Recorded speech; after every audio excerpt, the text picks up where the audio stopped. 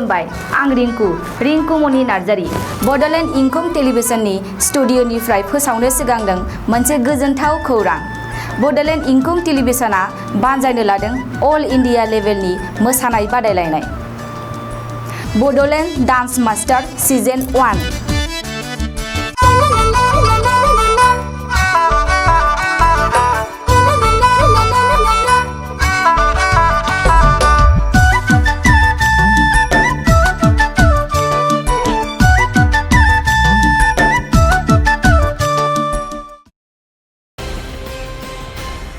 खुलुमबाय बेयो बड'लेण्ड इंखं टेलिभिजन दिनै 2 आगस्ट 2020 रबिबार खालि सानसेनि बरादखौ नोंथांमोननि खाथियाव लानानै फैदों आं सदानन्द दैमारिया। सिगां फरायथिन लादों मेष राशि। दिनैनि साना जोबोर मोजां,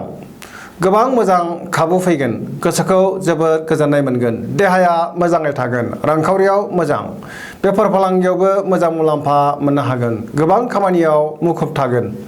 मावनो लानाय खामानिखौ गोरलैयैनो मावफुंनो हागोन, न'खराव अनलायनाय फैगोन, गोबाव समनिफ्राय लुबैनायखौ मोनफुंनो हागोन, गोसोनि साननायफोरा जाफुंगोन। वृष राशि। दिनैनि साना बारा मोजां नङा, गोसोखौ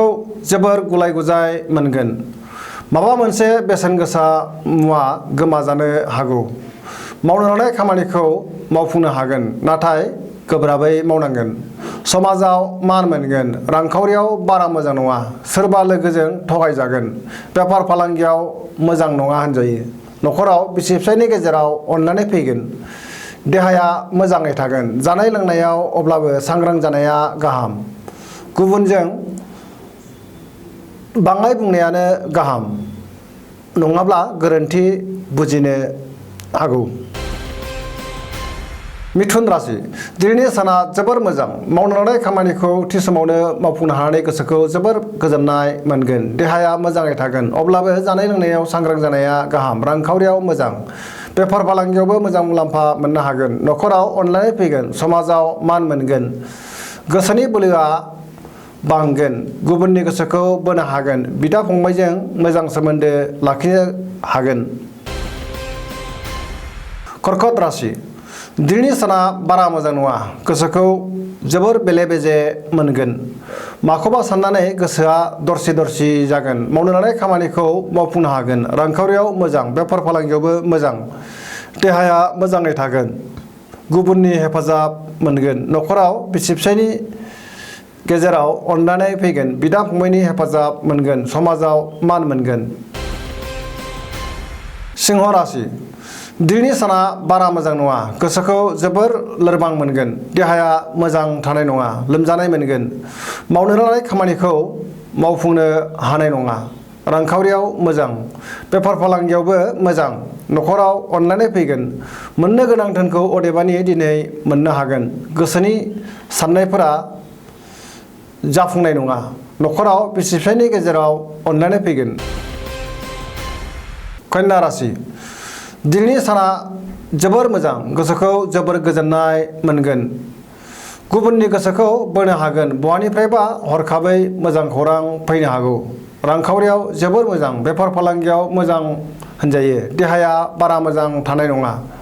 न'खराव बिसि फिसायनि गेजेराव अनलायनाय फैगोन, गोबां खामानियाव मुखुब थागोन,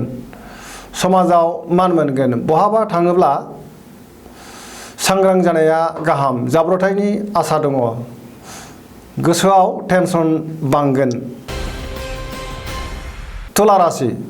दिनैनि साना जोबोर मोजां, गोसोखौ जोबोर गोजोननाय मोनगोन, गोसोनि बोलोआ बांगोन, गोसोनि साननायफोरा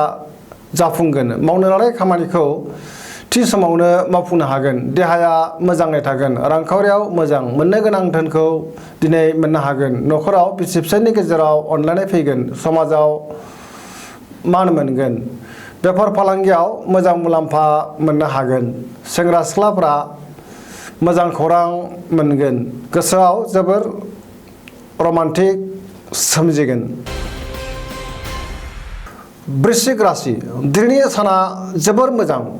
गोसोखौ जोबोर गोजोननाय मोनगोन, मावनो लानाय खामानिखौ थि समावनो मावफुंनो हागोन, नाथाय सोरबाया गाज्रि नोजोर होखोमागोन सांग्रां जानाया गाहाम गोसोनि साननाया जाफुंगोन गोसोनि बोलोआ बांगोन समाजाव मान मोनगोन न'खराव अनलायनाय फैगोन रांखावरियाव मोजां बेफार फालांगियावबो मोजां मुलाम्फा मोननो हागोन देहाया मोजाङै थागोन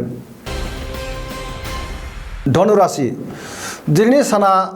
जोबोर मोजां गोसोखौ जोबोर गोजोननाय मोनगोन मावनो लानाय खामानिखौ थि समाव मावफुंनो हागोन गोसोनि साननाया जाफुंगोन रांखावरियाव जोबोर मोजां बेफार फालांगियाव मोजां मुलाम्फा मोननो हागोन समाजाव मान मोनगोन देहाया मोजाङै थागोन न'खराव अनलायनाय फैगोन मकर राशि दिनैनि साना जोबोर मोजां गोसोखौ जोबोर गोजोननाय मोनगोन देहाया मोजाङै थागोन अब्लाबो जानाय लोंनायाव सांग्रां जानाया गाहाम सिगांनि आद्रा बबेबा खामानिखौ गोरलैयैनो मावफुंनो हागोन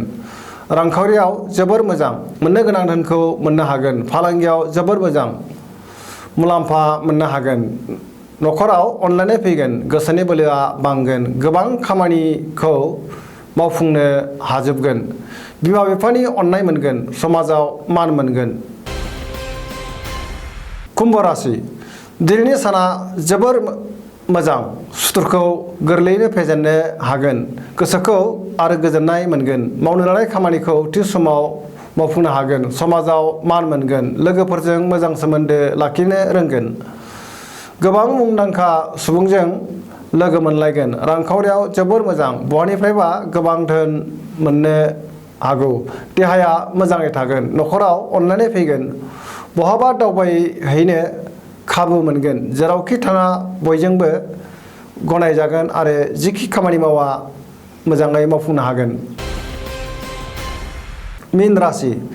दिनैनि साना बारा मोजां नङा गोसोखौ गुलुं गुजुं मोनगोन सोरजोंबा एना एनि जानो हागौ अब्लाबो गोसोनि बोलोआ बांगोन गावनि साननायखौ गुबुननो फोरमायनो हागोन देहाया मोजां थागोन रांखावरियाव मोजां मोननो गोनां धोनखौ मोननो हागोन बेफार फालांगियाव मोजां मुलाम्फा मोनगोन न'खराव अनलायनाय फैगोन सोरनिबा सायाव रागा जोंफ्लांनो हागौ गोसोखौ हमथानाया गाहाम दिनैनि राशि फरायथिनाया एसेनोसै जोबनायाव बेखौनो खावलायो जाहाथे नोंथांमोना सानफ्रामबो जोंनि बे बड'लेण्ड इंखं टेलिभिजनखौ नायबाय थायो आरो साबस्क्राइब खालामो एसेनोसै गोजोन्थों।